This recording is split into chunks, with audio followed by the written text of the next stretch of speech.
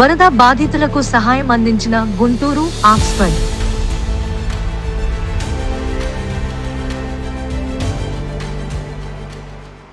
పెదవుల కన్నా సాయం చేసే చేతుల మీద అనే నినాదంతో ఈరోజు మన గుంటూరు ఆక్స్ఫర్డ్ స్కూల్ వాళ్ళు, మన స్టాఫ్, అలాగే non teaching staff, parents, students అందరం కలిసి కూడా విజయవాడ వరద బాధితుల కోసం సహాయం చేయడానికి ముందుకొచ్చాము.